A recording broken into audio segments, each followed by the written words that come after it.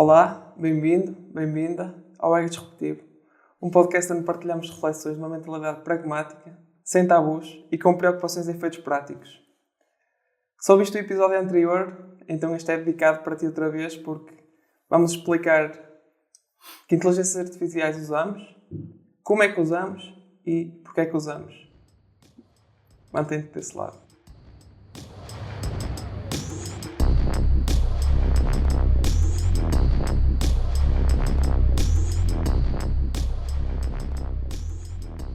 Posso começar por ti, Paulo? Que necessidades é que sentiste recentemente para usar alguma inteligência artificial? Olha, assim, a necessidade que eu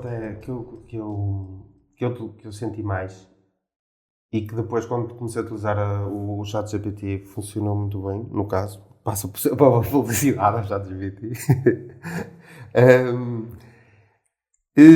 foi na pesquisa de textos e de conceitos mais ligados à filosofia, que é um interesse que eu tenho.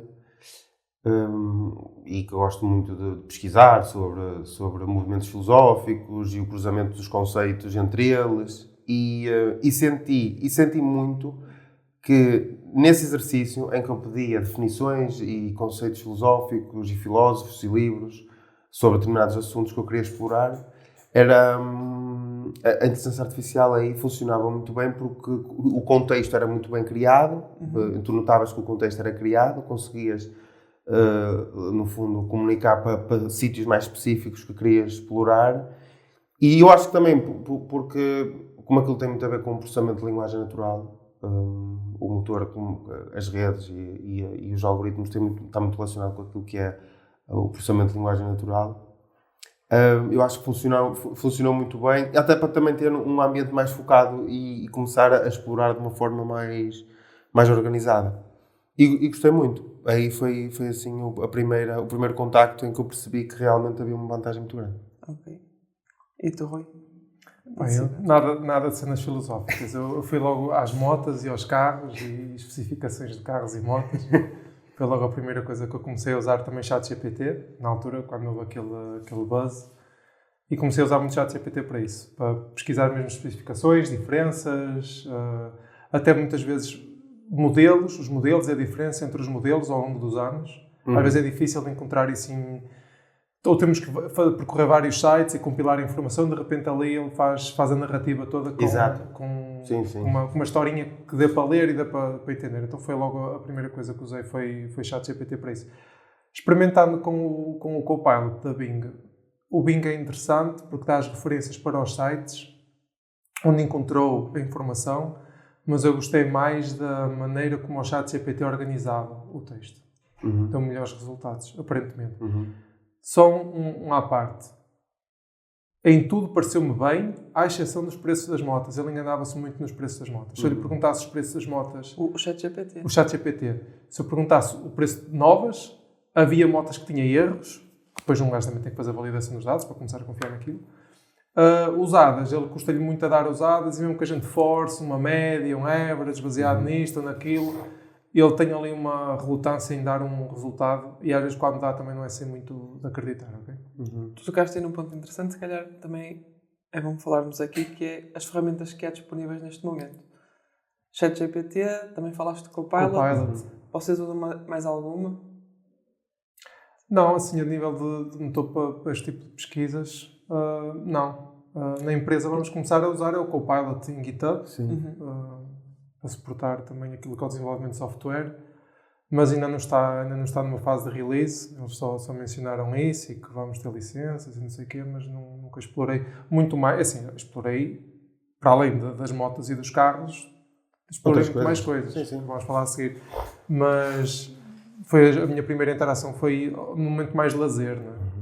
Sim, eu acho que falaste aí de um ponto que eu acho que é muito comum, que eu me identifiquei muito, apesar de apresentarmos temas muito diferentes, que foi a questão da narrativa. Porque quando tu começas a fazer pesquisas por ali, não é? Tu consegues estar num ambiente muito mais focado, porque tu tens um objetivo, não é? E então vais dando o contexto que tu achas necessário para conseguir chegar ao teu objetivo, E no fundo também não andas a saltar de site em site e consegues acumular, digamos, toda a pesquisa e todo o conhecimento que foste pedindo. E eu acho que isso é muito, muito vantajoso. É muito fixe porque de repente se pedimos dar-me só as especificações numa lista, ele dá-me um ranking de motas, ele dá... por exemplo, eu queria saber os fabricantes que estavam no MotoGP, ou no Moto2, ou no SDK, e ele dava-me. E depois também tem coisas muito interessantes. Houve uma pesquisa que por exemplo, nós sabemos carros, Ferrari ainda está no pedestal, não é? E eu perguntei-lhe se a Ducati é o Ferrari no mundo das motas, qual é que é o Porsche? E ele respondeu como sendo a BMW e explicou porquê. Isto é muito interessante, também fazer estas comparações, as metáforas. E o ChatGPT para isto é muito bom. O Copilot já... O Copilot tem outras coisas interessantes, mas não esta. Gosto mais do ChatGPT. Para resumos, gostei muito também. Para resumir? Sim. Fiz o exercício de lhe pedir resumos de alguns livros que li e funciona muito bem.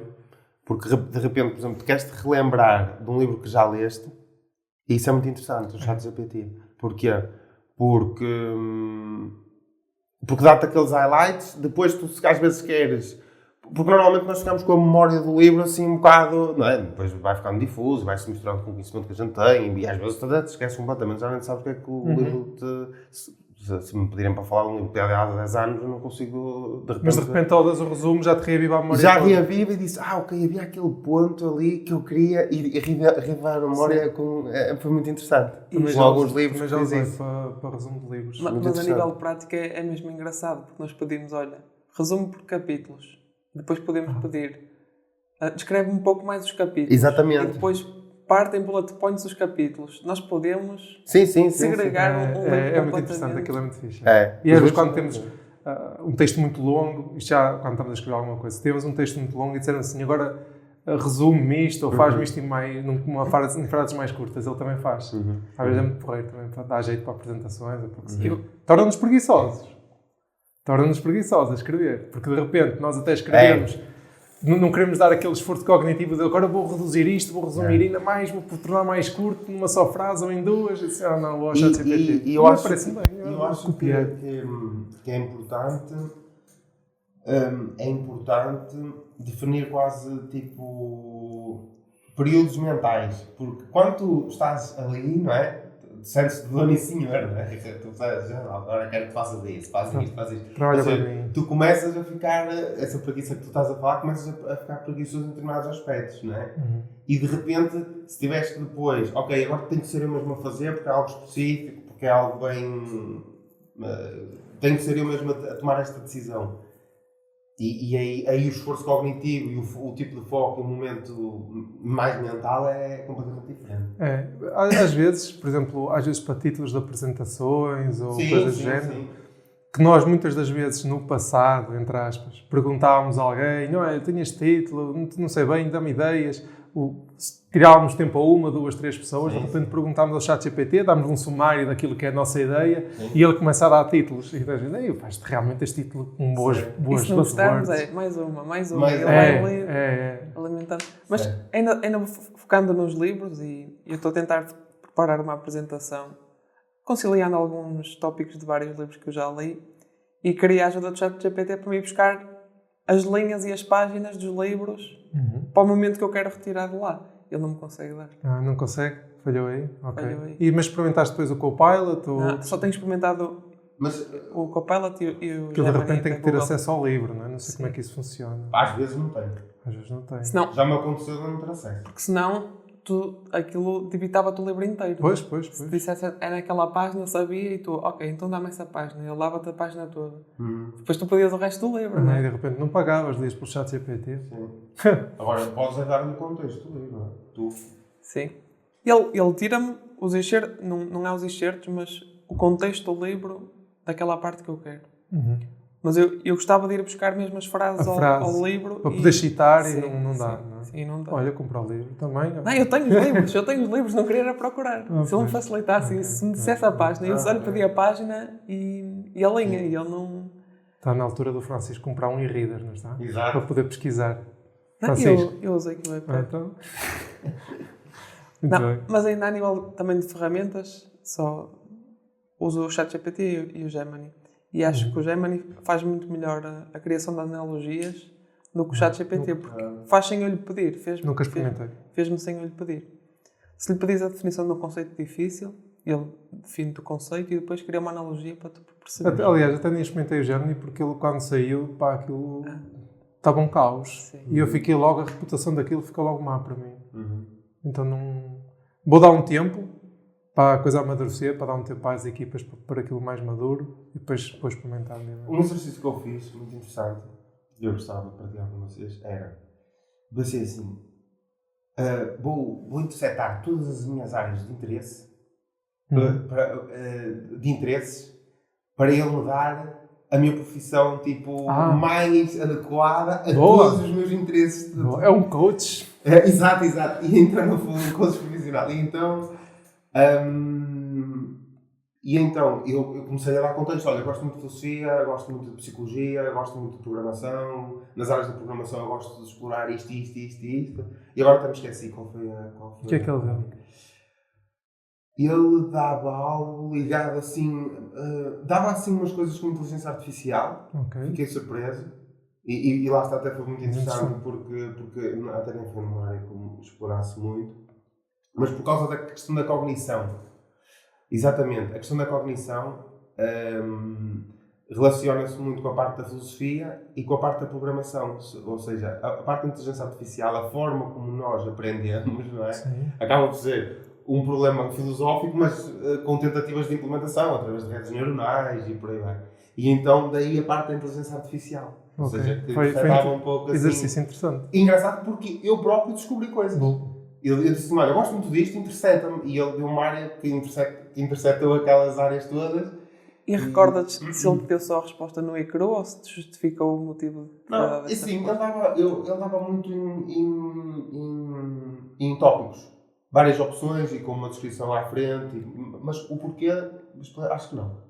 Dava mais... Olha, muito interessante. Este a fazer um exercício assim de autoconhecimento. Quase. Autoconhecimento, exato. Sim. É fixe. Porque de repente existe uma profissão que tu não conheces, não é? Exato. Com um termo específico e às vezes há aquela skill mais específica, porque tu interceptaste tudo. Tu disseste assim, olha, porquê é que eu não hei de interceptar a parte da filosofia com a parte da programação, por exemplo? São duas coisas que eu gosto muito de fazer. E tentar entender como é que eu consigo colocar as minhas... Outra questão para vocês, deu também a questão da user experience. Por causa da psicologia. Aí faz todo sentido. Sim. Porque se interpretares a psicologia com a programação, a user experience faz todo sentido. Tem muitas questões. Aliás, vocês têm experiência em user experience, não é pouco. A questão das personas, não é? É que lá é um exercício que tem muito relacionado. Sim, e mesmo a questão como é que as pessoas utilizam as aplicações, como é que elas pensam. E é interessante porque eu, na altura, pensei, mas user experience, user experience, só o front-end, não sei o quê, eu tinha aquela coisa que eu nunca fui muito do front-end. Mas user experience não é desenvolvimento de front-end, são coisas diferentes, são áreas diferentes. É comportamental. É comportamental. É só fazer com que o comportamento, ou a aplicação se adequa aos comportamentos, para ser mais fácil. E por acaso é muito interessante essa ideia. E a nível prático, na empresa, vocês já sentiram necessidade de usar essas ferramentas para vos acelerar? Sim, são ferramentas aceleradoras. Já usei para corrigir código de linguagens que para mim eram novas. Comecei a fazer algumas coisas em Python, tinha algumas dúvidas. Perguntas como boas práticas, como estruturar melhor o código, saber... Tinha erros de importações de packages, eu queria usar uma livraria e nem sabia bem qual é que era o package. Perguntava-lhe. Às vezes até ofuscando o código, tirava o miolo todo aos métodos, mandava-lhe a estrutura e perguntava-lhe se estaria ok, não é? Aquilo como eu estava a pensar, e ele respondia que sim ou que não, ou reordenava. Porque cada linguagem tem as suas coisas, não é? E para coisas desse género já usei bastante. E nas respostas que ele te dava, imagina, ele mandava-te outra vez o código e depois os sítios a dizer onde é que podias melhorar? Sim, ele mandava-lhe o código e ele mandava-me o código já feito direitinho. Como é que deveria ser. Eu lembro-me de um caso em particular em que eu estava a usar aquilo, eu estava com um problema a usar algo de uma biblioteca, uma livraria, de parsing de JSON. Eu estava com um problema e ele, sempre que eu lhe perguntava o problema, ele estava sempre a dar uma resposta diferente com outra, para fazer outro import diferente. Ok, essa não resulta, então importa esta. Esta não resulta, então importa esta. Esta não resulta, então importa... Pá, foi. E depois acabei por perceber o problema e usei a primeira que estava a usar. Era mesmo o nome do package que eu não estava a importar direitinho e ele não me soube, nessa parte, dar a resposta certa. Tá, ele cada vez dava outra solução de outra coisa diferente. Nessa parte não funcionou muito bem. Mas para corrigir código, às vezes algum bug ou coisas assim, que um gajo não esteja a perceber bem, eu corrijo fixe.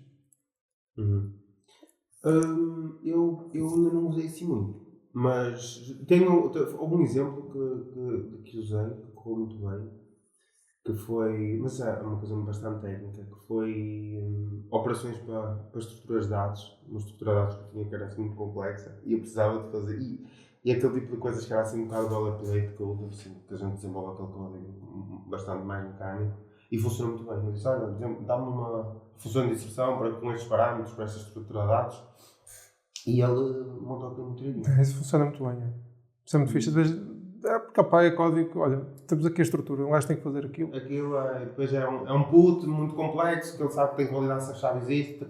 É mais uma ferramenta de trabalho. Outro dia estávamos a conversar à mesa. Pá, pessoal que é um bocadinho contra a usar estas coisas, porque não se aprende, o que é que não se aprende o quê? Quer dizer, de repente somos uma equipa, temos que entregar coisas rápido. É mais uma ferramenta, quer dizer, vou ter que programar, então por essa ideia tenho que programar em Notepad, não faz sentido. Vou aprender a nada com isso. Pronto, então de repente é mais uma ferramenta. Quer dizer, daqui a um bocado não posso usar um IDE, porque o IDE aponta-me os erros, porque o IDE faz autocomplete, porque o IDE faz a prettifiers. Claro, o que tu não sabes, não sabes. E é mais importante a lógica de negócio. Para mim é mais importante a lógica de negócio e fazer uma boa lógica de negócio para a aplicação ter sucesso e andar para a frente do que andar ali a saber só ler um JSON todo complexo. Quem não sabe programar em Java, não sabe programar em Java. Pronto, exato. Mas agora eu tenho uma ferramenta que eu nem sequer preciso saber programar em Java e ela devolve-me um código Java que eu preciso. Pronto, tudo bem. Então ficas com o código Java que tu precisas, mas continuas a não saber programar em Java. Certo? Certo. E a pessoa que provavelmente sabe programar em Java e percebe a linguagem de Java, não sei o quê, se usar o acelerador, vai ter um espírito crítico, uma capacidade de usar o acelerador muito diferente da outra. São coisas diferentes. Sim, concordo. Eu acho que, assim, e depois a questão é, precisas de saber Java para resolver o teu problema em Java com a inteligência artificial? Não preciso. Então resolve o teu problema no Java. Então ok. Mas se calhar começo a ter necessidade de aprender. Então Mas isto é muito melhor que um acelerador, porque ele também te explica porque é que está a dar-te aquela solução. Se tu lhe pedires, ele explica-te porque é que estás a dar aquela solução. O ChatGPT costuma explicar no fim sempre qualquer coisa. E mesmo que não explique, podes pedir para ele explicar. Existe um problema existe um problema de tu quereres validar aquilo que ele te está a dar, não é? E para isso tu vais ter que saber algumas coisas, não é? Eu não vejo ainda forma... Imagina, tu podes pedir uma pattern e dizer assim, olha, faz-me, sei lá, uma singleton, ou não sei o que for. E ele dá-te, pode estar errado. Porque ele tem erros. Certo. É uma cena que a gente não falou aqui, mas estes LLMs, estes Large Language Models, têm muitos problemas de erros. E é preciso conseguir validar. Por exemplo, mas acontecem muitas coisas. Então, às vezes é preciso ter um espírito crítico. Olhar, também dominar um bocadinho o assunto, mas usar aquilo só para poupar tempo. Eu até sei fazer. Mas entre perder 15 minutos ou ter isto num minuto e fazer o que eu quero, não é? Mas só aqui dá para dar um contextozinho também para o último episódio. O problema depois vai ser quando aquilo já souber efetivamente não dar erros, não é? Nós já acreditamos suficientemente naquilo. Vai ser outra coisa. Pode-nos induzir num erro ainda maior, não é? É para convidar as pessoas a ouvirem o último episódio. Sim, mas o último episódio foi interessante, foi mais filosófico. Mas também já usei muito também para pedir explicações como fazer alguma coisa numa determinada framework. Estamos a usar uma que é recente e o ChatGPT não sabe. Então, a documentação tem que recorrer à documentação. Estás a usar o 3.5, não é? Não sei se nunca experimentei com o 4. Ele está limitado a 2023, acho eu, por isso. Ok. Tem que ver. Se for muito recente. Mas já há assim coisas que ele tem. Mas está ok. De repente também se usar a documentação e também está ok. Estamos aqui a falar de um ponto que é o processo de aprendizagem ele nunca vai... Nunca é uma palavra muito forte. Muito forte. Cuidado com isso. Não interessa. Então, aqui também para ser disruptivo. Mas repara, tu vais ter sempre que aprender, não é? O processo de aprendizagem, tu podes ter um professor, mas existe sempre uma parte da aprendizagem que é super individual. Não é? E tu vais ter que... Isso aí, a inteligência artificial nunca vai substituir, digamos, a nossa parte individual de termos que aprender. Que é dolorosa e que requer esforço e tudo mais. Sim, mas tira-me de esforço cognitivo. Sim, é outro tema. Sim. É outro tema. Nós estamos por aí agora. Sim. Mas o essencial, por exemplo, o essencial vais ter sempre que saber para lhe pedir. Claro. Pelo menos tens... Sim, mas o pedir já é mais natural. Já estás a pedir de uma maneira como quem pede um café e um pão, não é? Dá-me isto. Sim. Dá-me um ciclo fora para ler e mandas tipo o Jason mais complicado que existe à face da Terra. E olha, tente. Exato. É? E ele dá-te o código e tu quase nem olhas para o código, pegas, fazes copy-paste, experimentas, olha, é isto. Sim. Isto vai ser no futuro, assim, a meio termo, não é? Neste momento, a dificuldade é criarmos o contexto para saber pedir. Sim. Mas o pedir até é fácil. Aliás, o ser humano que mais sabe é pedir. Mas eu acho que é mais importante isto de repente tira tempo para o gajo usar para a lógica de negócio. E é objetivo, é a lógica de negócios. Os negócios têm uma lógica que o ChatGPT não entende. Se consegue poupar tempo ali, a gente se consegue focar em resolver melhor soluções para o utilizador num contexto do negócio, melhor ainda. E o valor é isso. O valor, quando alguém compra uma aplicação, ninguém está a comprar se o código foi feito por ti, autodidata, ou o que seja. A solução é boa, estou a poupar dinheiro. Compras um carro, é feito por máquinas. Compras um carro no mesmo. Pois, exato. Tu queres um carro? Não, quero que seja feito por pessoas. Não, mas também já usei para clarificar termos... urban slang, calão, coisas assim mais correntes em inglês, porque às vezes de repente alguém está a falar comigo no chat e manda assim um termo que eu não percebo. Sim. Para traduções. Quando não ando nesses fóruns modernos, já tenho outra idade. E de repente uso isso. Olha, explica-me este termo, o que é que isto significa, em que contexto é que é usado. E ajuda. Que é o mesmo que é o Urban Dictionary. O Urban Dictionary que me obrigava a fazer um clique para ir ao Google, ir ao Urban Dictionary e perguntar. Agora tenho uma tab de ChatGPT aberta e já applies meaning. E depois estás logo ali, já tens aquele contexto, se tiveres um problema mais específico para resolver dentro daquele contexto, ele já te criou, já... E já tenho um tópicozinho, só para traduções e correções, tenho ali uma entrada que só funciona para isso.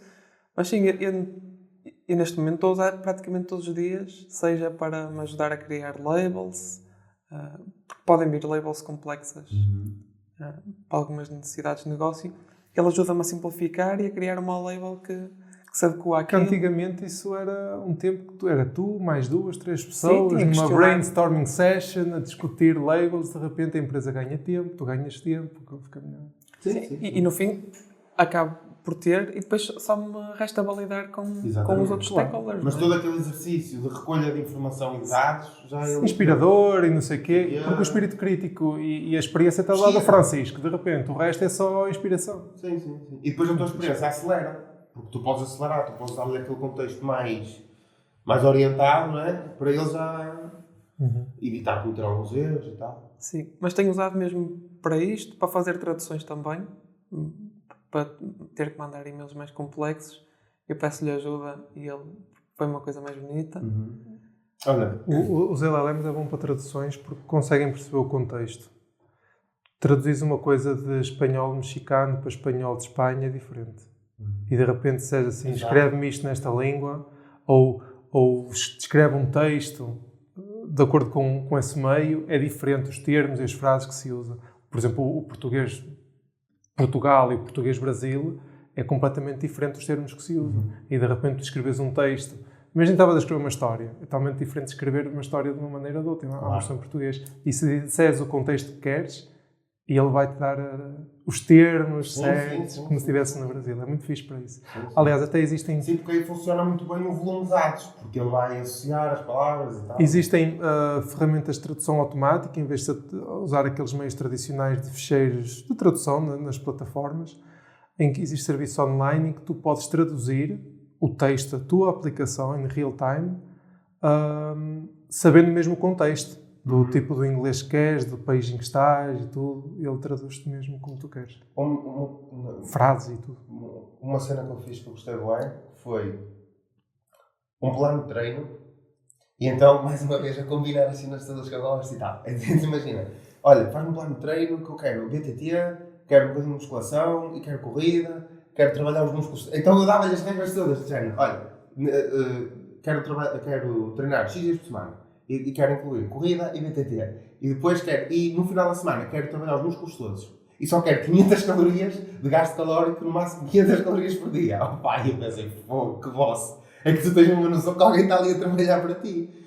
E de repente, o que é que eu podia fazer? Eu podia pegar naquele plano de treino, enviar para um PT, para um especialista que me consiga validar assim, Paulo, olha aqui, ou tendo em conta se calhar a tua especificidade, ou o teu peso, se calhar estás a usar na corrida, percebes? E achei aquilo mesmo incrível, achei aquilo mesmo muito, muito útil. E agora imagina quando realmente estiver mesmo muito bom, que foi aquilo que já falámos, um só link pode ter uma aplicação em que arruma com os PTs todos. Toda a gente tem um PT no telemóvel em que dás o teu plano, acompanha, tu metes o teu peso, ele gera, semana a semana, mês a mês. Um relógio, uma coisa ligada a ti, sabe o teu peso, a altura. E depois o PT vai sobrar para trabalho mais específico. E é, por exemplo, o plano já não vai fazer, talvez, ou só vai validar o plano tendo em conta, imagina, se calhar, lá está, mais uma vez, o PT não deixa de existir, há sempre trabalho para o gajo, que é, não quero estar aqui a ser aqueles, não, temos que... Mas que não seja. Não, isto são revoluções e as pessoas adaptam-se.